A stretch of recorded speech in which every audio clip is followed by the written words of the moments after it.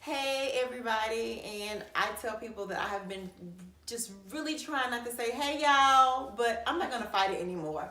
I am from Texas. I don't own boots, but I say y'all. So hey y'all. So I am so excited. Y'all know my word. Excited to do this interview, conduct this interview with three amazing women. And the topic, yes, you are amazing. The topic tonight is entrepreneurship and owning your own business and the pros, cons, ups and downs. And I'm going to allow them a little bit of time to introduce themselves to you, tell them about themselves and their families, and then also their businesses. So I'll start with you, Allison. All right, I'm Allison Thompson. I am a designer and an organizer. My business is called Old Space, New Space. I live in Cedar Hill and I have three wonderful children, 8, 5, and 2. Wow. 8, 5, and 2. Is your house organized? I live with my in-laws. Okay. Yes, I love living with them, and we do a great job there. Well, cool. So, is their house organized? Yes. Okay. Good definitely. job. My mother-in-law is amazing, and she does everything wonderfully. So you haven't rubbed off on her. She's just always been that way. She rubs off on me in a good way. Yes. Well, cool. All right. And then next is Erica. Hi, Erica Molette. I own Conscious Couture luxury resale events, as well as Expansion Solutions Consulting, and live here in Cedar Hill as well. And I have 2 boys. They're 10 and 12, and a wonderful husband. Oh. All right. And next is my sister. This is Allison. I'll let you introduce yourself. Hello, my name is Allison Rhodes, and I am a graphic designer and photographer, and my business name is Air Designs, and I live in Dallas, and I am single with no kids. Ready to mingle? Yes. That kind of sounded like she was doing Match.com and not my interview. This is the wrong forum for that. Okay, so my first question that I'll just kind of go down the line and let each of you answer is, what were you doing prior to going into business for yourself? And what was the catalyst or transition that made you go into business for yourself? Great question. So I graduated with interior design degree. So I did corporate interior design. So I was designing big buildings for about 6 years. And, in interior design, you're designing things sort of that really will affect people in a very large way. And so it can be a stressful job. So I was pregnant with my second. I needed something a little bit easier, a little more flexible. And so the Container Store contacted me, and I started contracting with them and started my own organizing business. So how do you just get contacted by the Container Store? Well, okay, so I should mention my dad, my wonderful dad, he still reads the newspaper. I don't know who reads the What is newspaper that? anymore, but he found a clipping that said they were hiring designers, organizers, and at first I said, no way, and then I said, okay, this sounds good, best decision ever. Awesome. Yeah. Okay, so you don't work for the Container Store, but you contract with their customers, and they give you referrals. Right, exactly. Awesome. That's a Okay. good deal. Yes. All right. So Erica, how about you? Even when I worked full-time for someone else, I still had a side business. Mm-hmm. So I really felt like I was working all day, and then I'd come home and I'd work all night, and then of course the family. So it's like you have 3 jobs, right? Mm-hmm. But I loved it because I just felt like I was meant for more than just that 9 to 5, and I had to just get this creative energy out and do what I could. And so it got to the point where my husband was like, Erica, why don't you just work for yourself? And so I mentally had started making a plan. I actually had written something down that I just found a year later, where I'd written a plan. 2017, I'm gonna go for it. Wow. God just pushed me out there. It's kind of like marriage or children. People are like, I'm not ready for children. Like, there's no way to get ready for children. There's no way to get ready for entrepreneurship. Even if you have $1 million in the bank, there's still no way to be mentally ready for entrepreneurship. So God was just like, boop, I'm pushing you over the edge, fly or flop. And I flew, flopped, and here I am. Is today your flying or flopping day? Today I'm coasting. In the middle. All right. And how about you, Allison? Well, I was working in corporate America. I was working actually at an apartment management company in their training department. So I was designing all of their written training materials that they have for their employees. And it was a good job. I had a good boss, but I was bored. I didn't feel like it was creative enough for me. I didn't feel like I was being stretched. I didn't feel like I was being challenged. And so people were like, you either need to get another job or you should go to business on your own. And I was like, oh, but I'm not doing that. I get a check every 2 weeks. And I was happy with that check coming, you know? And so they laid me off. And it's so funny because I had worked for this company before and they laid me off. And I did some other work and did some kind of part-time things, you know, kind of doing my own business. And then they asked me to come back. And then they laid me off again.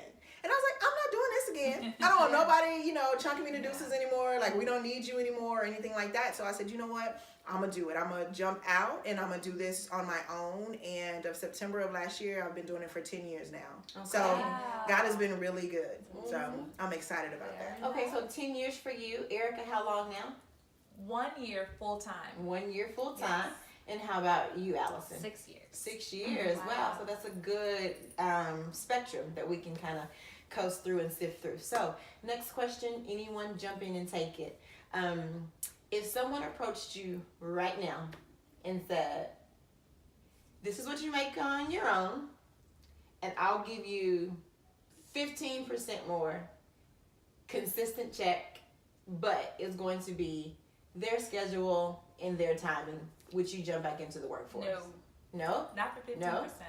No? No, I would say that the flexibility is what's the most valuable for me. Mm-hmm. I just like being able to set my own schedule and do what I need to do with that. So, yeah. Okay.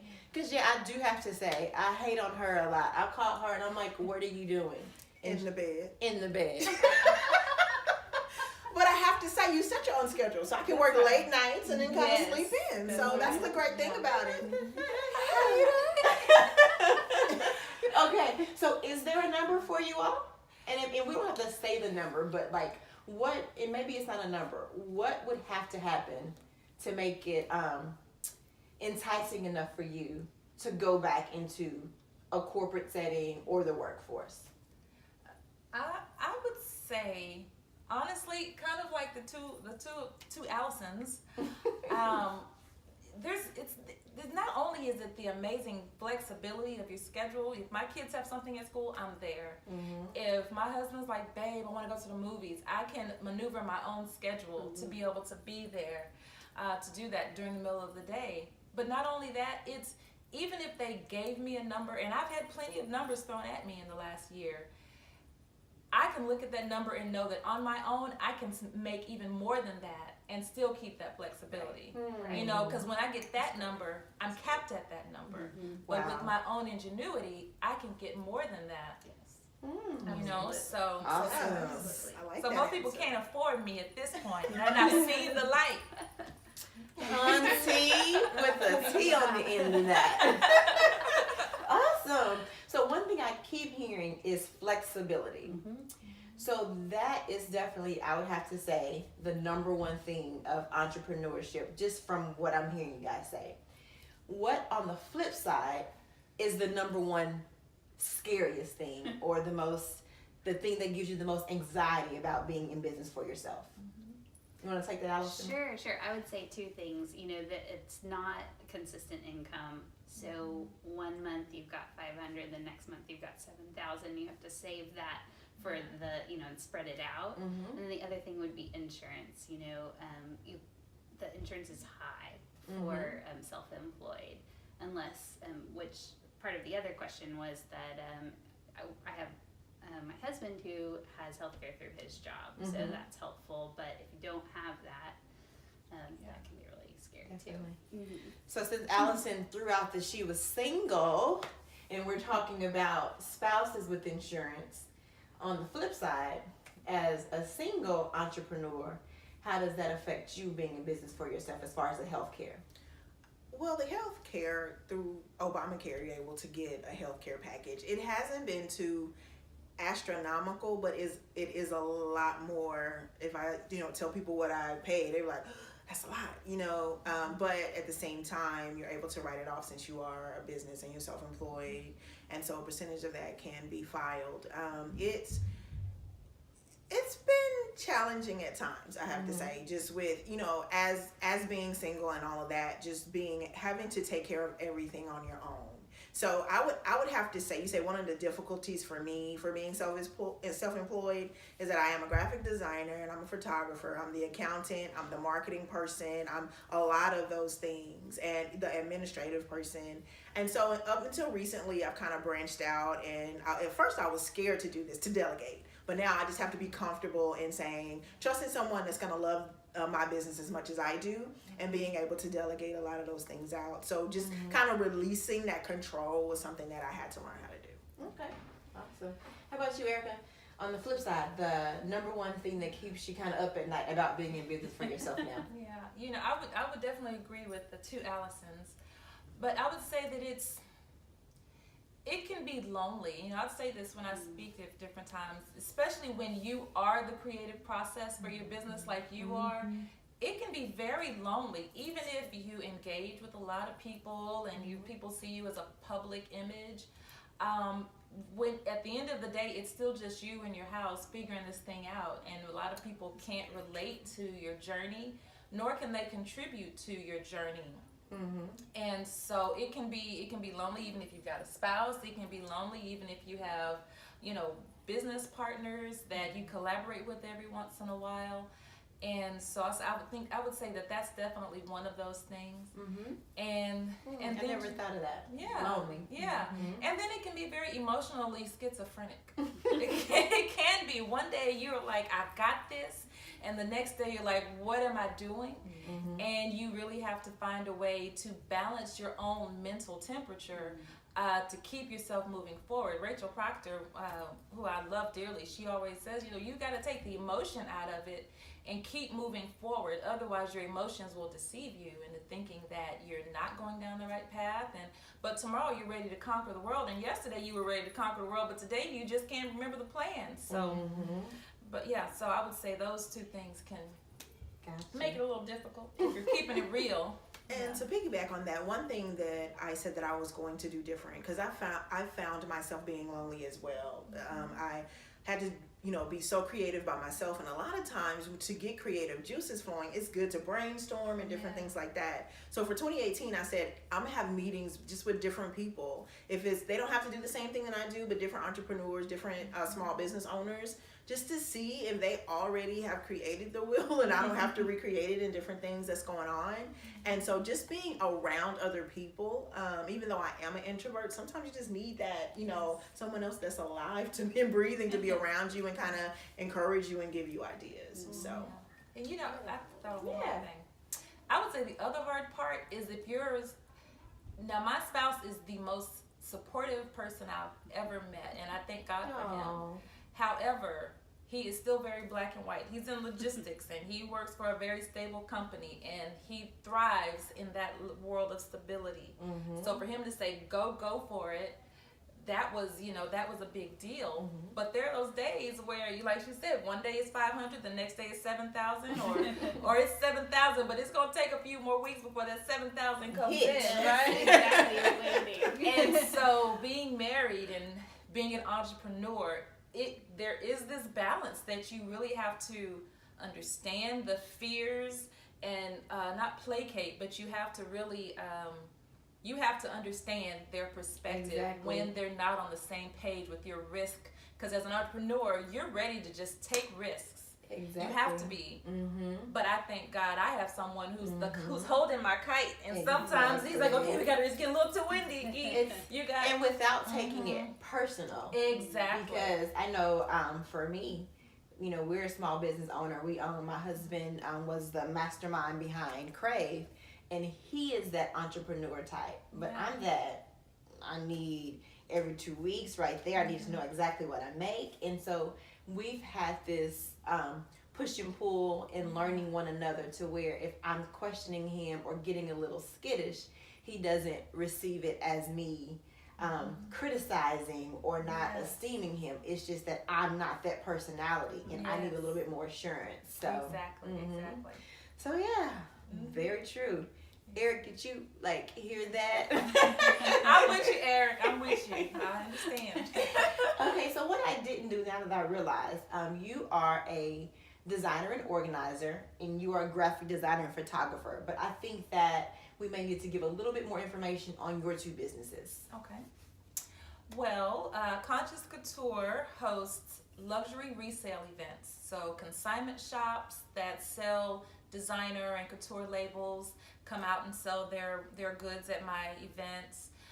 Fashion designers, well-known fashion designers, come out and do sample sales that really drastically reduce the price of some of their fashions. They just came off the runway in New York and other places. Sometimes celebrities come out and sell their own personal closets. We give a portion of our proceeds to fight human trafficking. Wow. And we support other nonprofits that also empower women. And so that's Conscious Couture. So far we're in Dallas and Houston each year. And so 2018 we're looking at fall for both events. And we also are really starting to pray about and look at how we take this national. Exciting. And yeah, it is. It's exciting and it's trepidatious and all that good stuff.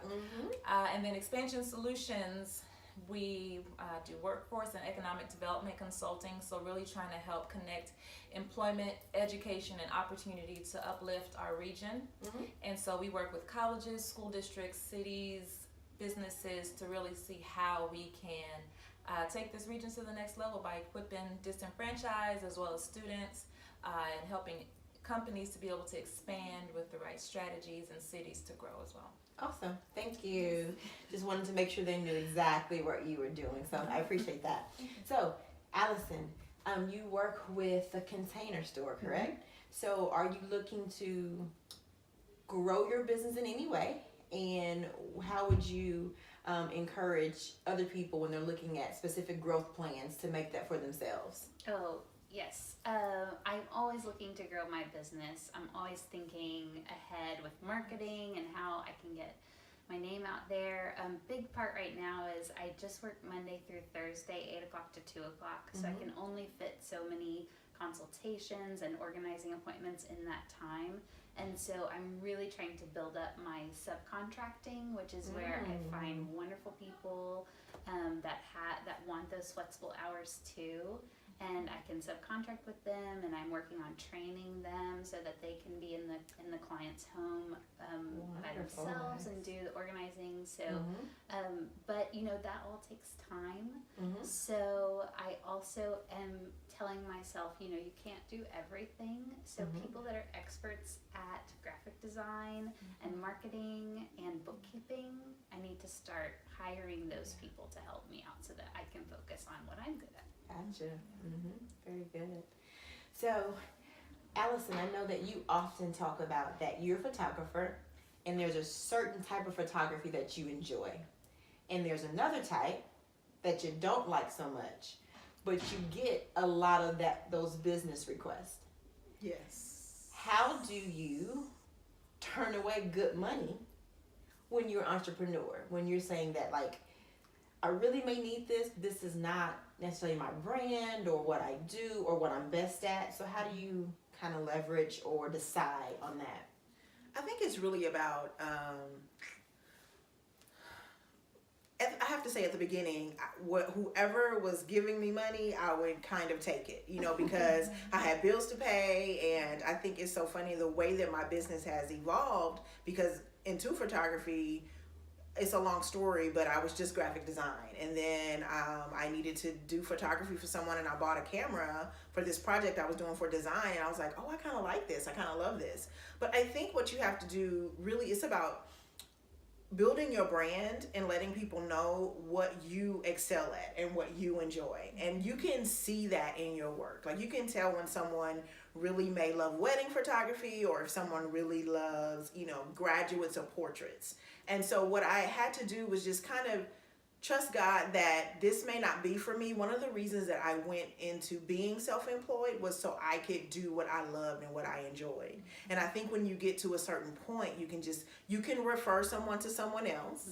And I think, like, to me, I hate to be so general or cliche-ish, but God really has always provided. Whenever I have referred another friend who excels in that or whatever, I just have to be like, okay, I am going to get on social media and show people this is what I love to do. This is what I like. And that's just kind of the way I'm pointing people towards this is my strength.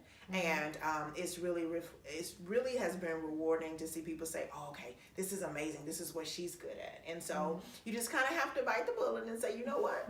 I'm going to do this for this time. But it's so funny that those people will also refer you for things that they may not be comfortable with. And I have to say referrals have truly, truly been the way that my business has grown. Okay. So along that same vein, how do you stick firm on your pricing? I know a lot of times, like if I go into McDonald's, the Big Mac costs this much. I'm not gonna haggle with the person at the register and say, can you give it to me for $1.99? But I know as a business owner, you often get the request to adjust your pricing. So talk to me a little bit about how you set your pricing and stay firm with your pricing, or do you adjust? So I'll kind of go down the line on that one. Okay, so because I contract with Container Store, I have a contract with them, and I'm at $75 an hour for any of their clients that come to me. And so I feel like it's only fair. Any other clients that come along, I charge them the same amount. So $75 an hour for the organizing. Friends and family, I do a 15% discount, and I've just kind of kept that. So are we now considered friends? Of course, yes. Are we yes, family? Absolutely, absolutely. So got it. All right. So how about you? You know, I would say, as far as Conscious Couture goes, our pricing, our ticket prices, they started out higher, and I had a method behind that. But as I'm at a point now where I don't want to just reach a niche audience, I want to allow this opportunity to be presented to more of the everyday woman who appreciates high-end clothing, but doesn't want to pay a big ticket price to get in, even though we're going to feed you Eddie V's. You're going to find some caviar on your deviled eggs. You're going to get great cocktails and all that for free once you get inside. And so it's so worth the ticket price. But You got that? But we're going to be bringing, and you're going to get motivational speakers, and you're going to be rubbing elbows with some very famous people at times. But I still want to make it more relatable and more accessible, because I can't grow if I stay within this niche. Gotcha. I'm still going to protect that, but I'm going to be bringing the ticket prices down because I just have to, you know. And so that's kind of where it is for Conscious Couture. I am willing to be flexible because I know that's what will be needed for that audience. As far as the consulting side goes, you can find yourself as a woman or as a minority woman, as someone who's under 40 for just a couple more months, still 30-something. You know, sometimes people can, without seeing your resume and knowing how highly you think of your own experience, they can easily want to pay you less money for contracts. And so for me, I've always tried to represent my experience in the high demand way that I think it should be. So when I give you a number, it is the number. Now, if I say this is my rate per hour, and you say, well, or if I say the project, in my opinion, is a $10,000 project, and you say, well, this is all I can afford, well, then I'll say, well, this is how many hours of my time you can get for what you got. Right. I can work with whatever you give me, but you won't get the Rolls Royce of services. Yeah. You might get the Corolla. It's going to be an amazing fully loaded Corolla, but it will not be a Rolls Royce. And when you, however, if you help build enough value and need for your services on the front end, then when you get to the discussion of the number, it's less of a journey and it's less of a battle, because you've already established you need me. I'm the only one with the expertise to help you get where you need to go, and you know that I understand. Yeah, And I think so- it goes back to what you were saying, that you are not only a consultant, an organizer, a photographer, but then you're also a salesperson. Right. And you are constantly, as an entrepreneur, selling your Yeah. company. And I hate to say selling yourself because that sounds like something else, but you know what I'm saying, that you are selling your business and who you are and your brand. So, And I That's think you true. have to value what you do. I think at the beginning when I first started, I was questioning, was I good enough? Am I talented enough? And all of these questions, but I think I've come into my own because I have turned 40. And so I'm like, this is my rate. This is how much it is. I'm not going to sell myself short. I know that I am worth this. And once you believe that and know that it's true, then you don't have a problem with saying, this is where I am. This is how much it is. And just assuring the people that it's worth it. And they, a lot of times when they see that you are standing firm in that, they don't question it. They don't question it. And not everyone is your target customer. That's true. You know, so Your demographic. if you realize this is my customer, then don't go after someone who's beneath that. And because that other, they may need a Groupon. They may need a Groupon photographer, and there's nothing wrong with that. But if they want what you have to offer, or, you know, for me, it's certain types of companies. And a lot of times, if I allow them to, then yes, those same organizations may pay me a lot less. But I've seen them pay so much more to someone who might not be all of the things that I am, you know. right. And they may be really wonderful people. But if I just insist on my value, then, well, okay, we had it in the budget. We just want to see if you're going to pull it out of us. You know, it was already there. And so you can pull it out, baby. And I'm going to give you what you need. So, All right. So, hold firm on those prices once you set them. And I guess that's it, like having those set prices, knowing what you want before you even go in to even start the conversation. yeah. But you got to come with your A game. You know, your marketing material, your website, all of that needs to speak to the same price. If your website is horrible and your business cards look like you just printed them at home in your office, don't ask for prices that are above the way you present yourself. Wow. Right. Okay. I love it. Very good.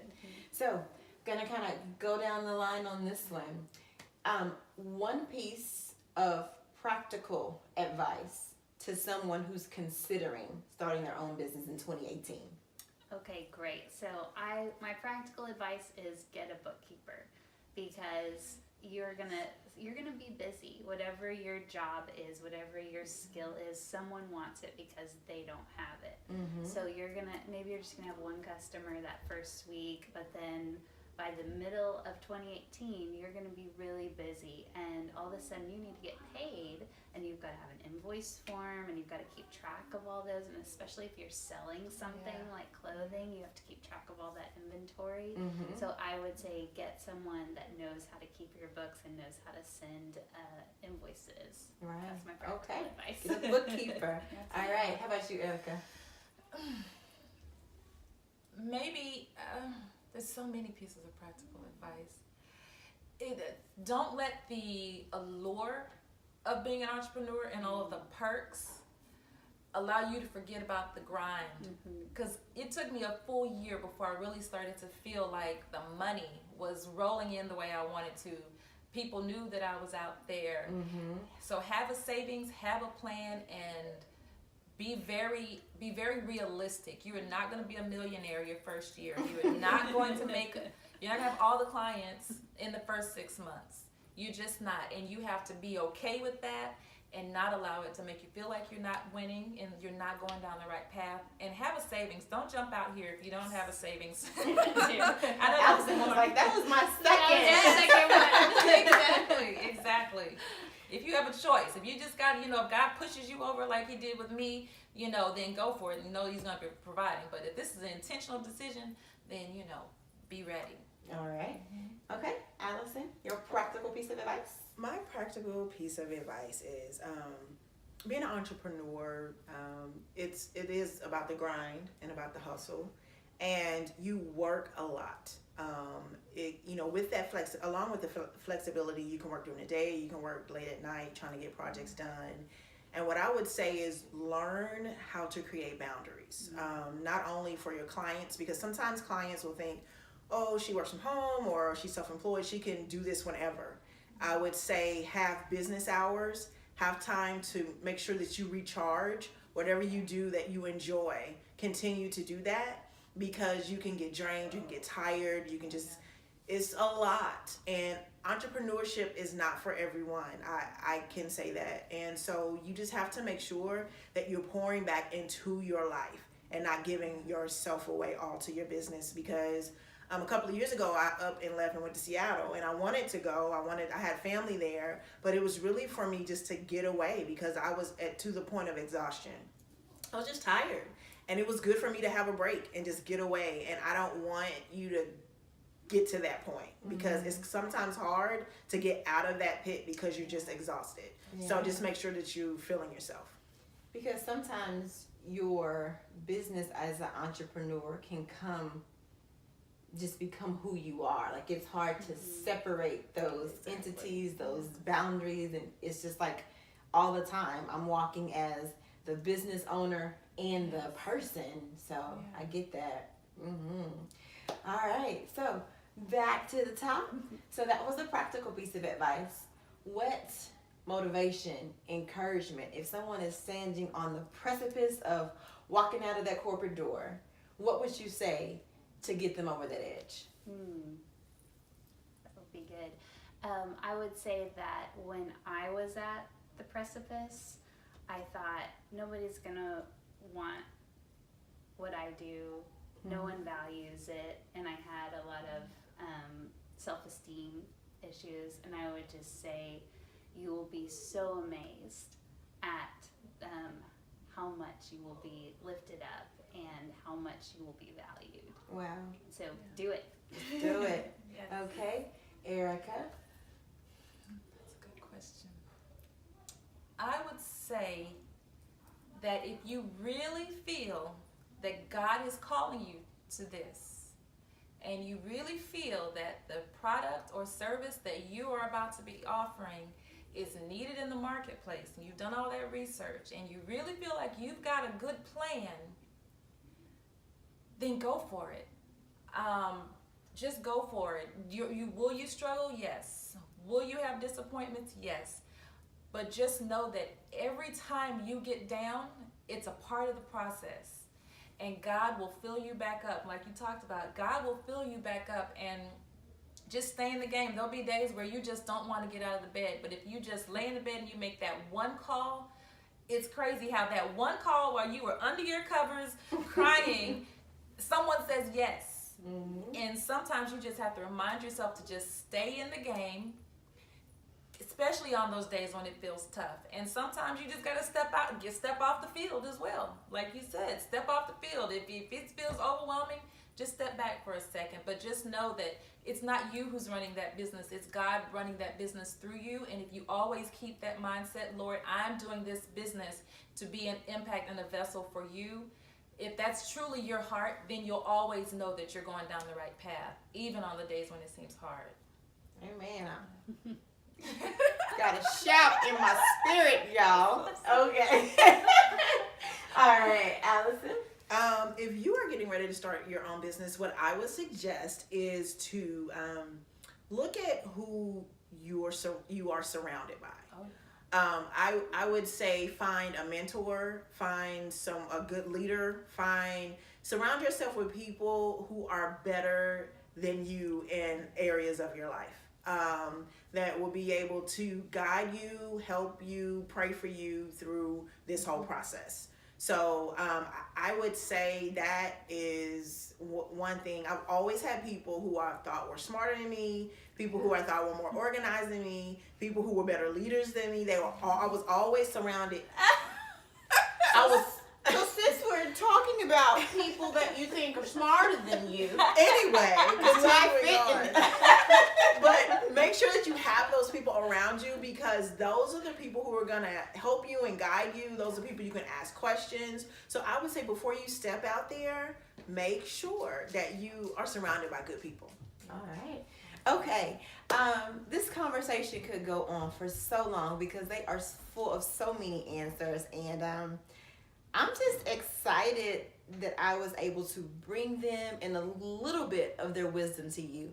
But what I want to do is give you the opportunity that if you want to seek out their services or even more of their advice, where you will be able to find each of them. So I'm going to start with you, letting the world know where to find you and where to get at you.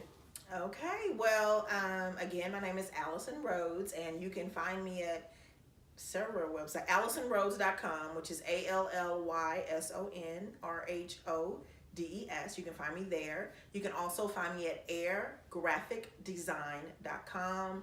I am on Instagram at Air Designs, Twitter at Air Designs, and you can find me on Facebook as well, Air Designs and Photography. So, wherever you can find me, I'll be there. Open for business. And she's Yes. single, ready to mingle. Ready to mingle. Yes. All right, Erica. You can find me at consciouscouture.net, and that's CONSCIOUS couture.net. You can also find me at expansionsolutions.net. And my Instagram for Conscious Couture is at Conscious Couture Resale, same for Facebook. And you can find Expansion Solutions on LinkedIn. All right, thank you. And Allison. So I am at oldspacenewspace.com, and my Instagram is at oldspacenewspace, and then I use my Facebook to post cute pictures of my kids. So if you want to find me there as well, and you want to see my cute kids, then it's Allison Thompson with one L, ALISON. All right. Thank you all so much. Thank you. And you're welcome. And just a little bit of a teaser, I have 2 more interviews coming next week. The first one will be 2 or 3 women who in their 50s got a second chance at love and were married last year in 2018. No, that's hope. Nice. All right, and then the next one will be a wonderful woman that I know who is the caregiver for her husband who has locked-in syndrome after a car accident that left him paralyzed, and how she has been caring for him. So I have so many people that I rub shoulders with that just are doing amazing things, and I want to bring them to you week after week. So keep tuning in and have a wonderful day.